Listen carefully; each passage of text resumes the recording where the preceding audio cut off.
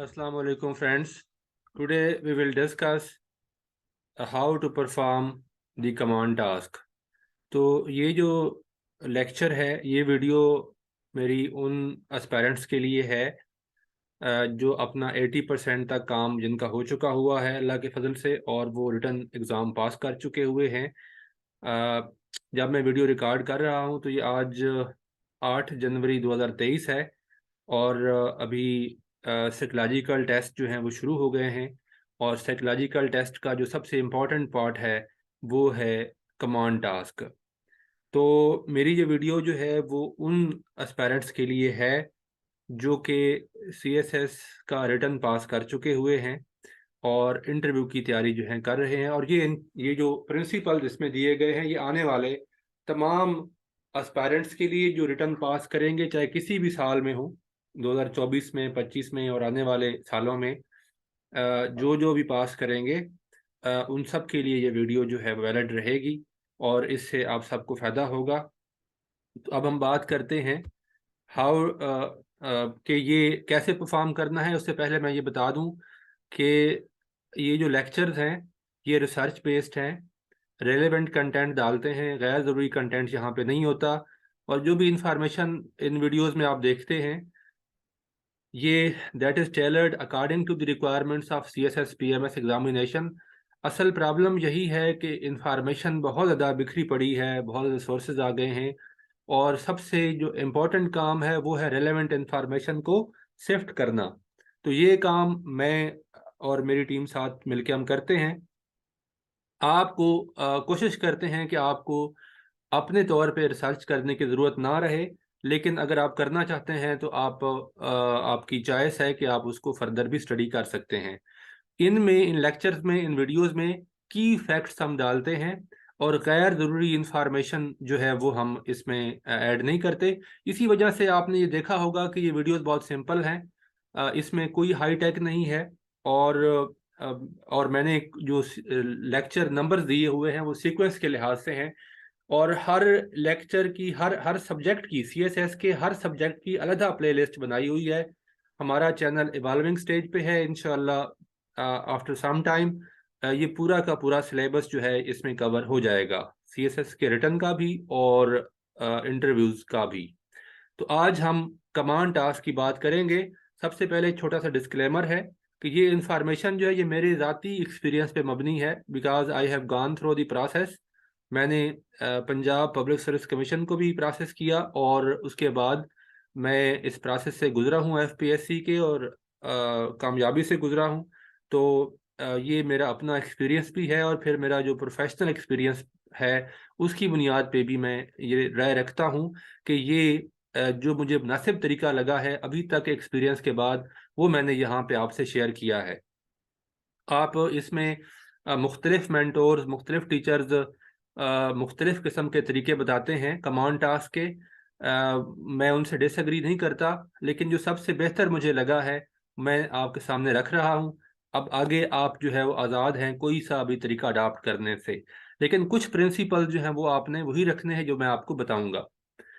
अच्छा, तो ये जो गाइडलाइंस हैं, ये इंफॉर्मेशन जो है ये मेरे ज़ाती एक्सपीरियंस और मेरी अपनी ओपिनियन है, और मेरे मेंटोर्स ने या मेरे टीचर ने जो मुझे बताया, जिस तरीके से गाइड किया, या जो मेरा एक्सपीरियंस है प्रोफेशनल, उसकी बुनियाद पे है। ये ऑफिशियली FPSC की तरफ से ये जारी नहीं हुई है। FPSC की तरफ से कोई गाइडलाइन इस तरह की नहीं है। मोस्टली ये कॉमन सेंस के ऊपर बेस करती हैं। सबसे पहली बात कि कमांड टास्क क्यों लिया जाता है, क्यों कराया जाता है, तो इसकी 4 वजूहात हैं, 5 वजूहात हैं।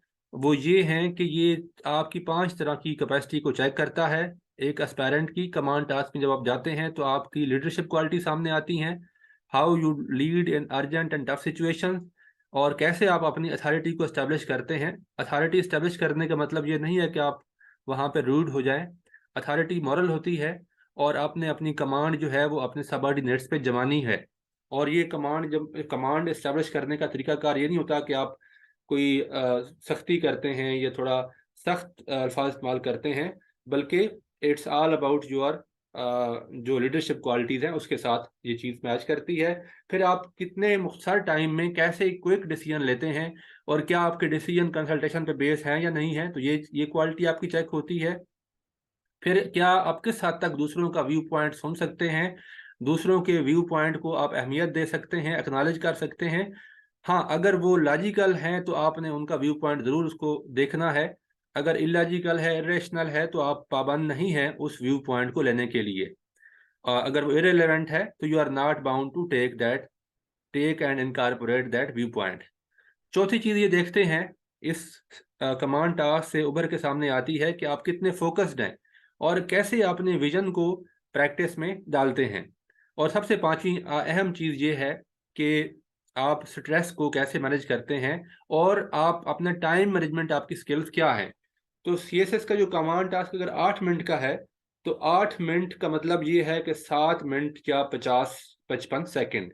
ये ऐसा भी नहीं होना चाहिए कि आप 6 मिनट में ख़त्म करके बैठ जाएं और ऐसा भी नहीं होना चाहिए कि आप 8 मिनट के बाद ख़त्म करें। टाइम की पाबंदी बहुत ज़रूरी है। और टाइम की पाबंदी का मतलब ये है कि अगर आपके पास 8 मिनट दिए गए हैं तो 8 मिनट का मतलब है 7 मिनट और 50 सेकंड या 55 सेकंड या 8 मिनट से कम। तो ये 7.5 भी नहीं होना चाहिए, 7 मिनट भी नहीं होना चाहिए। तो अगर 10 मिनट हैं तो फिर इसको 9 मिनट और 50 सेकंड के अराउंड ख़त्म करना चाहिए आपको, टाइम से पहले, लेकिन थोड़ा पहले, जस्ट बिफोर। अच्छा, अब हम बात करेंगे कि कौन सा प्रोसेस, कौन सा प्रोसीजर फॉलो करती है एफपीएससी का जो साइकोलॉजिकल पैनल है, वो कैसे ये कमांड टास्क कंडक्ट करवाता है। सबसे पहले एस्पायरेंट्स को ग्रुप्स में डिवाइड किया जाता है। जनरली ये ग्रुप 8 का होता है, ज़्यादा कम या हो सकते हैं, 6 भी हो सकते हैं, 10 भी हो सकते हैं, लेकिन ये जनरली 8 का होता है। जितने भी ग्रुप मेंबर्स हों वो फ़र्क नहीं पड़ता, जितने वो बना देंगे आपने उनके अंदर ही उसको फॉलो करना है। एंड देन सब एस्पायरेंट्स को उनका रिस्पेक्टिव कमांड टास्क दे दिया जाता है और उनको कुछ टाइम दिया जाता है तैयार करने के लिए। ये टाइम 8 मिनट भी हो सकता है, 10 मिनट भी हो सकता है, 15 मिनट भी हो सकता है। ये उनकी मर्जी है कितना टाइम देते हैं, लेकिन ये टाइम रिजनेबल होता है। और इस टाइम में आपने बैठ के अपने कमांड टास्क के ऊपर ब्रेनस्टॉर्मिंग करनी है और अपना कमांड टास्क तैयार करना है। अच्छा, अब यहाँ पे एक थोड़ा सा कैच है, वो ये है कि ट्रेडिशनल प्रैक्टिस जो है वो आज से पहले यानी 2023 से पहले एफपीएससी की वो कुछ और थी। और अभी रिसेंटली थोड़ा सा उस, बल्कि ज़्यादा उसको मॉडिफाई कर दिया है, सिंप्लीफाई कर दिया, मैं ये कहूँगा, कमांड टास्क को एफपीएससी पैनल ने। लेकिन मैं ये सबको एडवाइस मेरी यही है कि आप ट्रेडिशनल तरीका को फॉलो करें और आप जहनी तौर पे तैयार रहें कि ट्रेडिशनल तरीका से ही होगा। लेकिन अगर वो नए तरीके से कमांड टास्क करते हैं तो नया तरीका सिंपल है, मैं वो भी बता दूंगा। लेकिन नए तरीके के आप दोनों तरीकों से प्रैक्टिस कर ले। और ट्रेडिशनल तरीका थोड़ा सा टफ है, नया तरीका आसान है मेरे ख्याल में, लेकिन उसमें एक कैच है, वो मैं आपको आखिर में एक्सप्लेन करूंगा। पहले मैं बताता हूं कि ट्रेडिशनल तरीका क्या है। सबसे पहले ये है कि जब आप तैयारी कर चुके होते हैं, जितने टाइम दिया गया आपने तैयारी कर ली, तो अब पैनल की मर्जी है कि वो एस्पायरेंट्स को खुद बुलाता है नाम से, कि 1 बाय 1 आपको खुद कॉल करेंगे। आपकी मर्जी नहीं है कि आप से वॉलंटियर करवाएं, वो करवा भी सकते हैं, लेकिन आप तैयार रहें कि वो आपको खुद बुलाएंगे। नंबर 1 पे जिसको बुलाएं वो पहले जाएगा, नंबर 2, इस तरह वो तरतीब वो खुद तय करेंगे। तो जिसको वो बुलाएंगे उसने जाके बैठना है प्रिजाइडिंग चेयर में और कमांड टास्क को करना है परफॉर्म। और उसके बाद नेक्स्ट, वो जब अपना कर चुकेगा तो नेक्स्ट पार्टिसिपेंट्स को पैनल बुलाएगा और वो आएगा। तो जनरली ये टाइम जो है 8 मिनट है। तो टाइम जितना भी हो, 10 मिनट है या 8 मिनट है, तो आप उस हिसाब से करना है, लेकिन आपने तैयारी 8 मिनट के हिसाब से करनी है। 8 मिनट का ये कमांड टास्क होता है। अच्छा, total time in the activity जो है वो है तकरीबन 1.5 घंटे में ये हो जाता है, या इससे थोड़ा आगे पीछे हो सकता है। सारा सारा सबका कमांड टास्क 1.5 घंटे में हो जाता है। अभी जो तरीका अडॉप्ट किया गया है 23 में, उससे में मेरे ख्याल में और भी कम टाइम लगता है। तो performance of each aspirant is judged individually during his command task as a leader and as a team member when others are leading the command task. ये सबसे अहम पॉइंट है जो आपने ध्यान में रखना है कि आपकी जो परफॉर्मेंस है वो दोनों पहलुओं के तौर पे जज हो रही होती है कि आप एज ए लीडर कैसे हैं, एज ए कमांडर कैसे हैं, एज ए चेयर कैसे बिहेवियर है, आपकी कमांड कैसी है, और जब आप एज ए टीम मेंबर दूसरों के कमांड टास्क में परफॉर्म कर रहे हैं तो आप कितना वैल्यूएबल इनपुट दे रहे हैं, कितना अटेंटिव हैं, कितना आप कर्टियस हैं, और कितना आप कमांड को फॉलो करते हैं।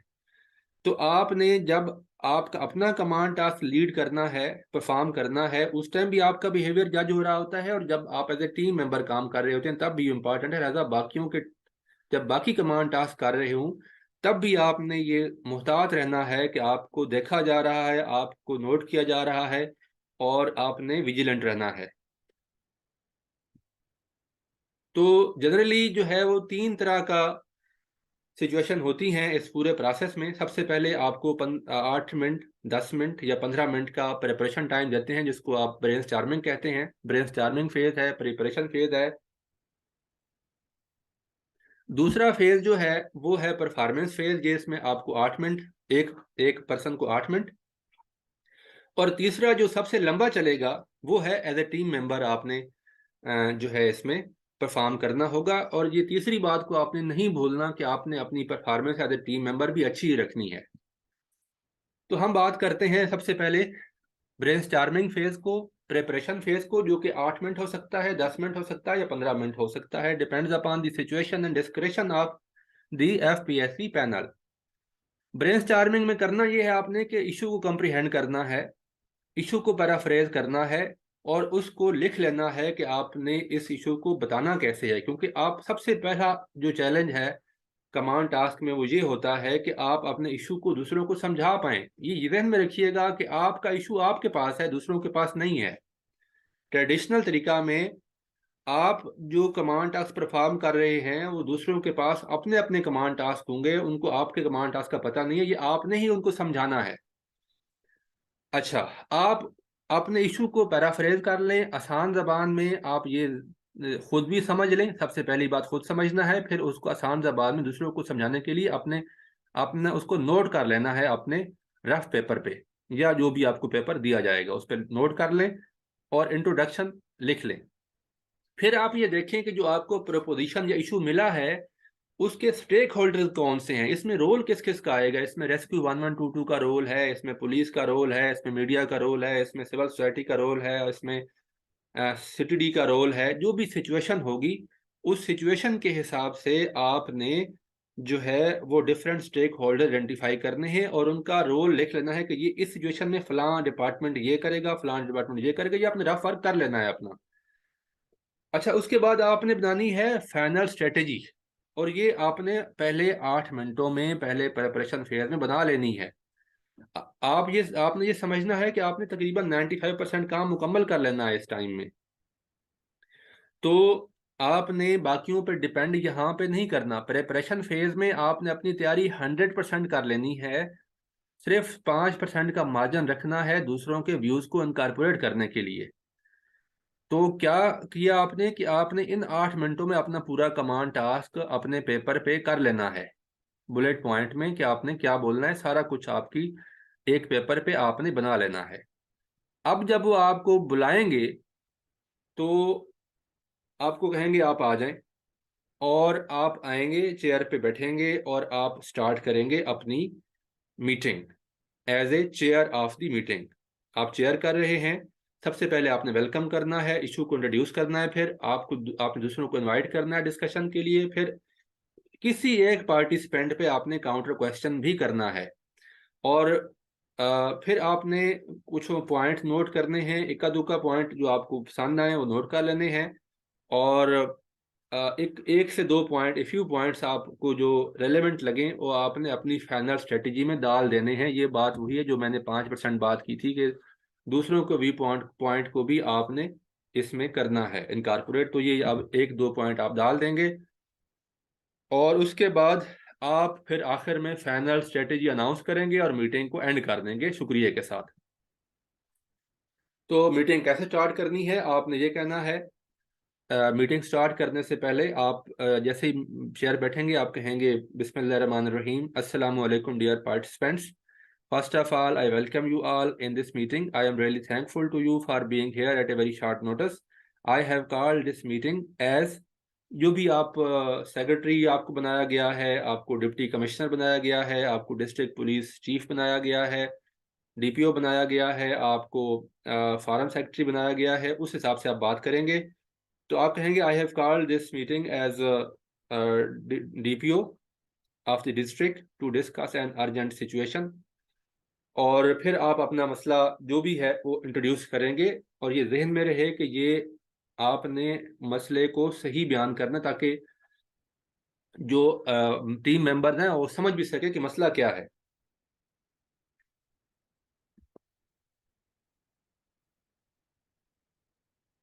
तो यहाँ पे आपने एक और भी काम कर देना है कि यहाँ पे आपने काम ये करना है कि आपने ये भी बता देना है साथ कि now I would take the जो यहाँ पे लोग मौजूद हैं वो किस किस डिपार्टमेंट से हैं. The reps of departments from the police department, from the CTD, from special branch, from district administration, from rescue 1122, from media, from civil society.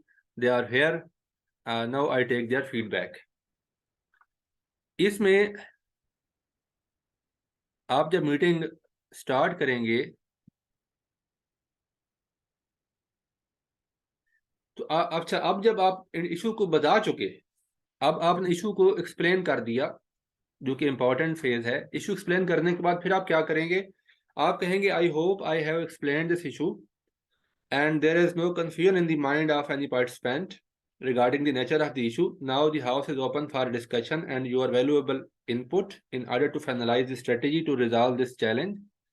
I will start from the right side and would take your viewpoint one by one.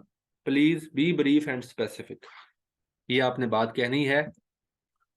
अब यहाँ पे एक और hint है कि आप अपने command task के नेचर के मुताबिक, अपनी प्रेपोजिशन के मुताबिक आप ये कह सकते हैं कि हमारे साथ we have the reps from the concerned units, departments, agencies like police, traffic police, rescue 1122, counter terrorism department, intelligence agencies. जो भी सिचुएशन होगी उसके हिसाब से आप बताएंगे.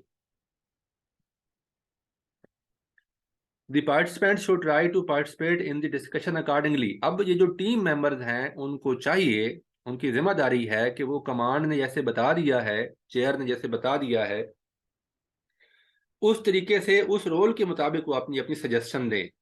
लेकिन जहां पे एक और बड़ा कैच है, आपने किसी की तरफ पॉइंट करके ये नहीं करना कि you are the rep from police, now please give your suggestion. हो सकता है वो अपनी सजेशन कोई और बना के बैठा हुआ हो, तो उसको मजबूर नहीं करना, उसको लिमिट नहीं करना कि वो एज ए पुलिस ऑफिसर ही आपको सजेस्ट करे. आपने जनरली उससे आपने ये जरूर कह देना है कि ये रेप्स जो है डिफरेंट डिपार्टमेंट्स के हैं, पुलिस से हैं, ट्रैफिक से हैं, रेस्क्यू से हैं, इन्वायरमेंट डिपार्टमेंट से हैं, वुमेन प्रोटेक्शन डिपार्टमेंट से हैं. लेकिन आपने ये तो जनरली कह दें, लेकिन उनको असाइन नहीं करना कि आप जो है वो मीडिया से हैं लिहाजा आप मुझे सजेशन दें. हो सकता है जो जिसको आप मीडिया वाला बना रहे हैं तो वो अपनी सजेशन जो है वो एज ए सिविल सोसाइटी के तौर पे देना चाह रहा हो, उसके माइंड में कुछ और आइडियाज हों, तो आपने उनको ये असाइन नहीं करना. होपफुली जो है गॉट दिस पॉइंट. और जो पार्टिसिपेंट्स हैं वो अकॉर्डिंगली इसके कोशिश करेंगे कि इन डिपार्टमेंट से वो हिंट लेंगे और किसी वो अपने अपने हिसाब से वो सजेशन दे सकते हैं. अब ये बात मैंने कह दी कि असाइन नहीं करना रोल. और उसके बाद चेयर ये कहेगी कि now the house is open for discussion. Now start from the right side से आप शुरू कर देंगे. और अच्छा, इशू का जो इंट्रो है, जो जिसमें आपने वेलकम भी करना है, अस्सलाम वालेकुम, वेलकम एंड ऑल, जो इंट्रोडक्शन है एक्सप्लेन करने का, ये 1.5 मिनट तक हो जाना चाहिए और 2 मिनट से किसी भी सूरत क्रॉस ना करें. जब आप दूसरों को मीटिंग के लिए, दूसरों को डिस्कशन के लिए कहेंगे तो उस वक्त तक 1.5 मिनट तक ये काम हो जाना चाहिए. उसके बाद डिस्कशन जो है वो 1 बाय 1 आप कहेंगे उनसे. और की पॉइंट नोट करेंगे, उनके सारे पॉइंट इनकॉर्पोरेट करने की जरूरत नहीं है, सिर्फ सीधा पॉइंट नोट करें। और आप अच्छा, एक चेयर के पास एक और भी डिस्क्रिप्शन है कि वो पार्टिसिपेंट से in the form of question भी, एक स्पेसिफिक क्वेश्चन भी ओपिनियन ले सकती है अगर चाहे तो। उसका फायदा ये होगा कि वो जो उनका जवाब है वो बड़ा टारगेटेड होगा और वो बात से आगे पीछे नहीं जाएंगे, रेलेवेंट रहेंगे।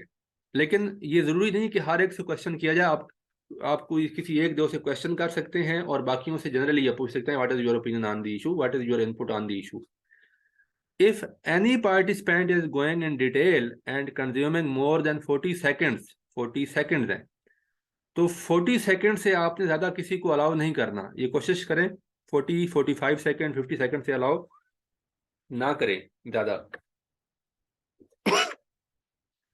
तो जब ऐसा हो तो उसको आपने इंटरप्ट करना है और इंटरप्ट करके कहना है politely, I have taken your view point, I have taken your view point, now please next participant to speak. ये जो है ना कमांड, कमांड के पास ये प्रिविलेज है कि वो इंटरप्ट कर सकती है। पार्टिसिपेंट जो हैं, जो टीम मेंबर्स हैं, they can not interrupt the chair, they cannot interrupt the chair or they should not interrupt their colleagues, they should not interrupt other team members। तो ये असूल आपने याद रखना है। जो चेयर के पास इख्तियार है ना इंटरप्ट करने का, ये चेयर की अथॉरिटी के साथ अटैच होता है। तो चेयर चूंकि अथॉरिटी पोजीशन पे है, कमांड पोजीशन पे है, तो लिहाजा इसके पास प्रिविलेज है, लेकिन ये इंटरप्ट करेगी बड़े ही पोलाइट तरीके से। The participant should follow the command of the chair. हाँ, जो टीम मेंबर्स हैं उन्होंने चेयर की बात माननी है, ओबे करनी है, क्योंकि आप जा रहे हैं सिविल सर्वेंट्स के तौर पे और सिविल सर्वेंट्स का काम है अहकामात को मानना, ऑर्डर्स को ओबे करना, कंप्लाई करना, लीगल ऑर्डर्स को कंप्लाई करना और प्लस कर्टियस वे में जो है उनको मतलब कर्टियस रहना। The chair may ask the next participant to speak using eye contact and hand gesture. आप हाथ के इशारे से भी कह सकते हैं नेक्स्ट पार्टिसिपेंट्स को, आंखों के जरिए, आई कांटेक्ट के जरिए भी कह सकते हैं।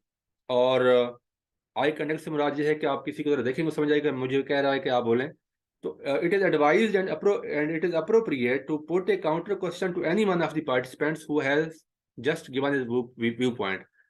आपके पास 7 पार्टिसिपेंट्स होते हैं जनरली, 7 ने व्यू पॉइंट देना है, तो 7 में से किसी एक को आपने काउंटर क्वेश्चन भी कर लेना है टू गिव द इम्प्रेशन कि आप जो है वो अटेंटिव हैं और उनके व्यू पॉइंट ले रहे हैं। तो 1 काउंटर क्वेश्चन इनफ है, लेकिन ज्यादा इसलिए भी मैं नहीं कह रहा कि ज्यादा के लिए आपके पास टाइम ही नहीं होना। तो discussion should not take more than 5 minutes, ये ध्यान में रखिएगा। 7 पार्टिसिपेंट्स हैं तो हर एक कर 40 सेकंड देंगे, तो इसका मतलब ये है कि ये 5 मिनट तक खत्म होगा। तो क्योंकि आपने 1.5 मिनट तो पहले लगा दिया इशू को इंट्रोड्यूस कराने में, मीटिंग को स्टार्ट करने में, 5 मिनट ये लग गए और आखिर में आपके पास बचेगा 1.5 मिनट। तो उस 1.5 मिनट में आपने मीटिंग को कंक्लूड भी करना है और अपनी स्ट्रेटेजी भी बतानी है। तो 40 सेकंड ज्यादा आपने टाइम नहीं देना।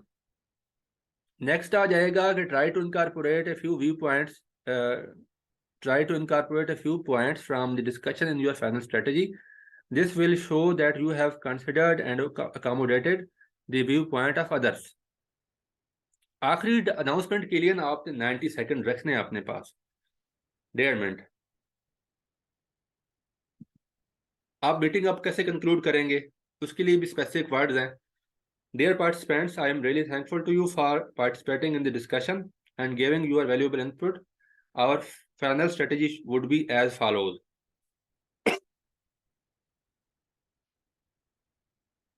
फिर आप अपनी स्ट्रेटेजी बताएंगे बुलेट पॉइंट की शक्ल में कि ये स्ट्रेटेजी है हमारी, इसमें ये डिपार्टमेंट जो है ये काम करेगा, इसकी ये जिम्मेदारी होगी, ये डिपार्टमेंट ये काम करेगा।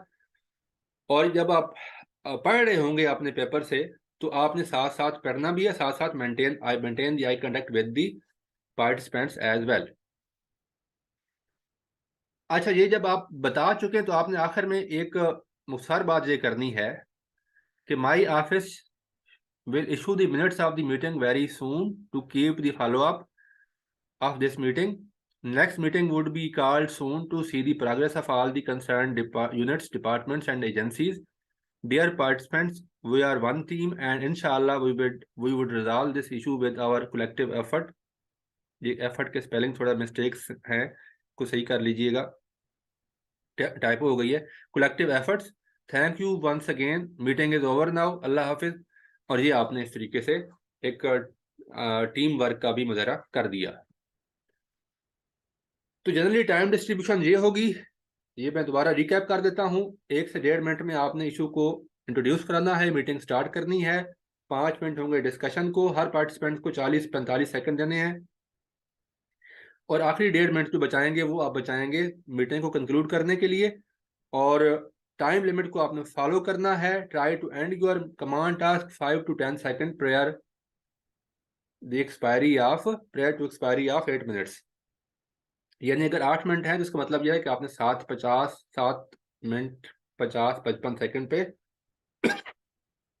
खत्म करना है अपना कमांड टास्क.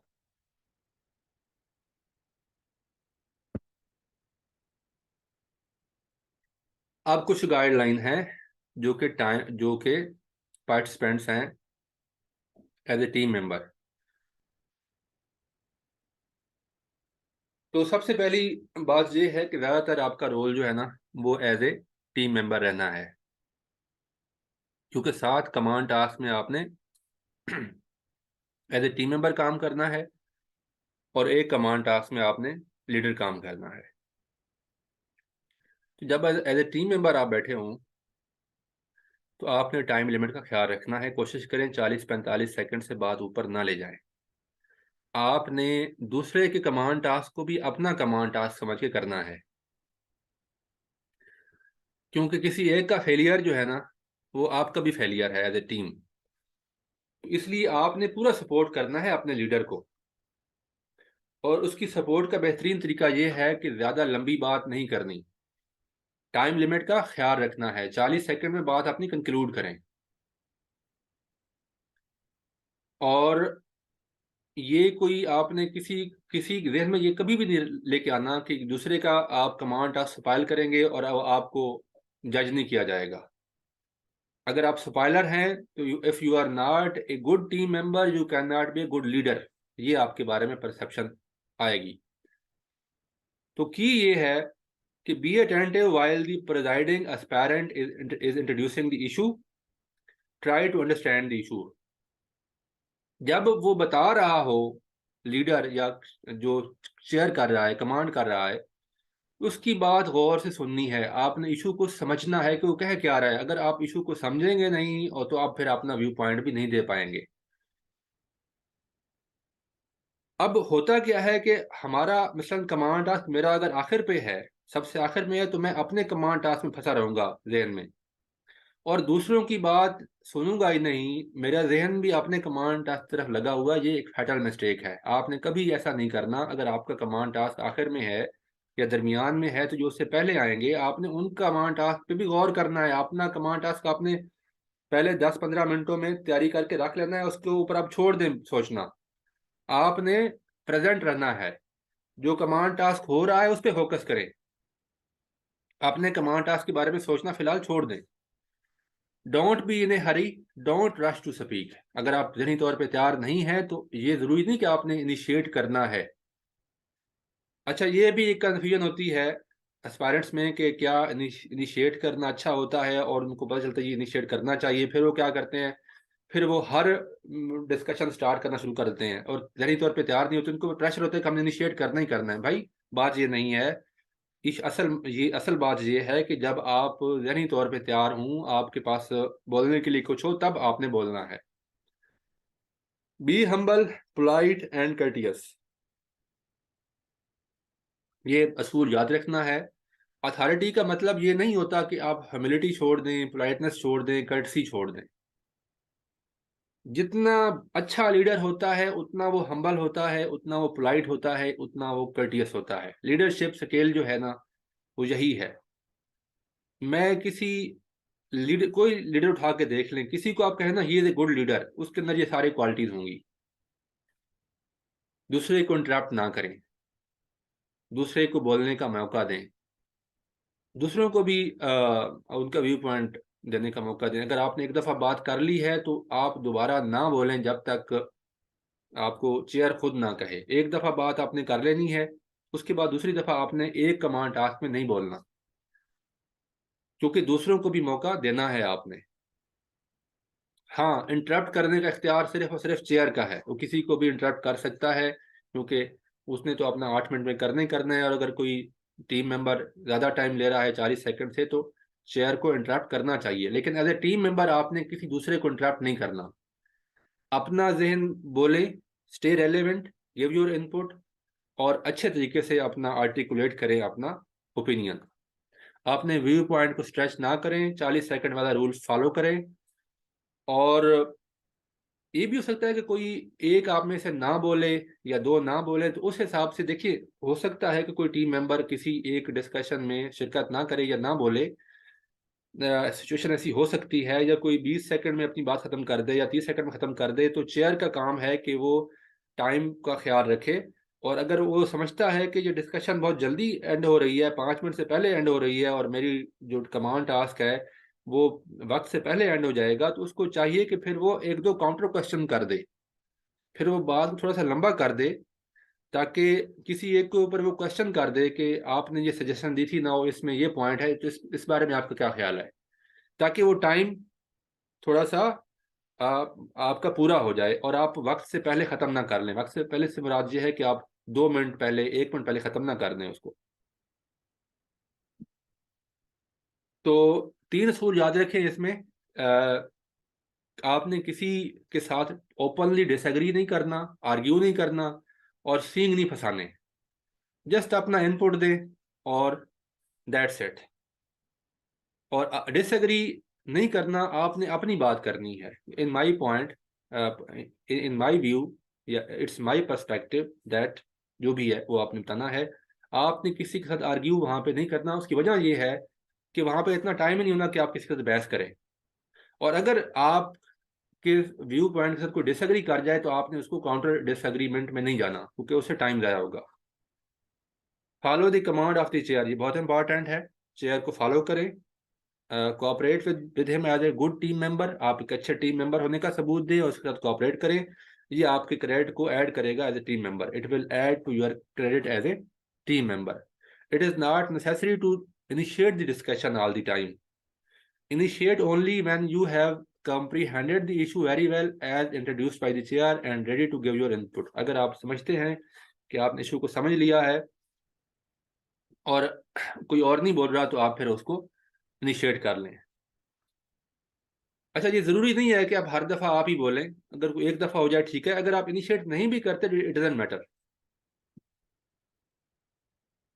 जनरल गाइडलाइन तरफ आते हैं। Be vigilant and present minded all the time. हर दफा आपने प्रेजेंट माइंड रहना है, वहां पे रहना है। Be polite and courteous, your performance as an active and attentive team member matters a lot. Be balanced in your approach. Follow the time limit all the time. It doesn't matter whether you are reading the command task or just acting as a team member. You should have a general idea of the names of different departments and nature of their functions. It is okay if you don't have the details. अच्छा, मैं एक और video बनाऊंगा कि जिसमें जिसमें आपको थोड़ी सी हायरार्की समझा दूंगा कि डिपार्टमेंट्स की हायरार्की क्या है, कौन बॉस होता है, कौन सबऑर्डिनेट होते हैं, कौन किससे डायरेक्शन लेता है, कौन किसकी बात पे अमल करता है, कौन मजाज है किसी को हुक्म देने का। तो ये सारी बातें मैं आपको एक लेक्चर में बताऊंगा। अब आपने एक बात से खबरदार रहना है, वो ये है कि 3 तरह की पॉसिबिलिटीज होती हैं कमांड टास्क में। या तो कमांड टास्क आपका आ जाता है शुरू में, सबसे पहले आपका कमांड टास्क आ जाएगा, तो उसमें आपने इस चीज़ से मुहतात रहना है कि आप अपना कमांड टास्क करने के बाद बिल्कुल ही लापरवाह ना हो जाएं कि दूसरों को कमांड टास्क मेरा तो हो गया है तो बाकियों का होता रहेगा। ऐसा नहीं रखना, बल्कि आपने उनके अंदर भी एक्टिवली पार्टिसिपेट करना है, और ये आपकी परफॉर्मेंस जो है मैटर करेगी एज ए टीम मेंबर। दूसरा ये प्रॉब्लम है कि आपका कमांड टास्क जो है वो सबसे आखिर में आ जाए, तो उसमें ये होगा, उसमें ये गलती ये आपसे होने का चांस होता है कि आप अपने ही कमांड टास्क की तरफ परेशानी में रहें कि मेरा कैसा होगा, और बाकियों की तरफ आपका जहन नहीं ना जाए। तो ऐसा भी नहीं करना, आपने अपना कमांड टास्क आखिर में करना है, तो आप अपने कमांड टास्क को एक दफ़ा भूल जाएं और बाकियों के कमांड टास्क में एक्टिवली पार्टिसिपेट करें। तीसरी सिचुएशन दरमियान में हो सकता है, तो उसमें भी आपने इसी असूल को फॉलो करना है कि हर एक के कमांड टास्क पे आपने बाकियों के कमांड टास्क के ऊपर भी फोकस करना है।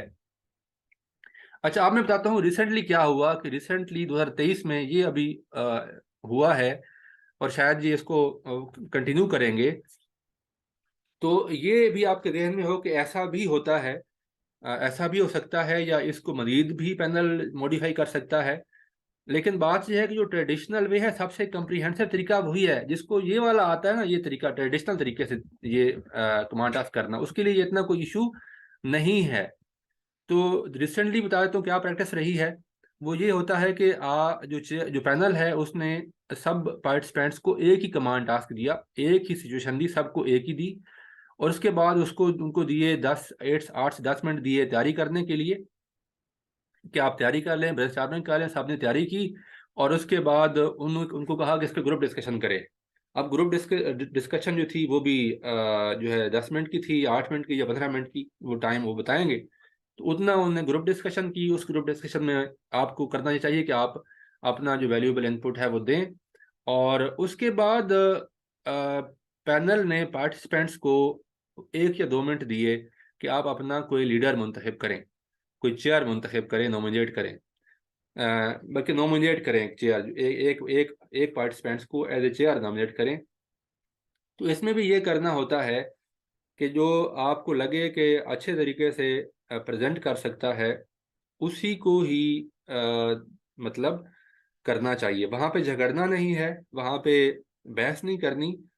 जिस पे कंसेंसस हो जाए, जो आप सबका व्यू पॉइंट अच्छे तरीके से बयान कर दे, जिसकी ज़्यादा अच्छी कम्युनिकेशन स्किल्स हैं, उसी को ही आप नॉमिनेट कर दें एज पर मेरिट।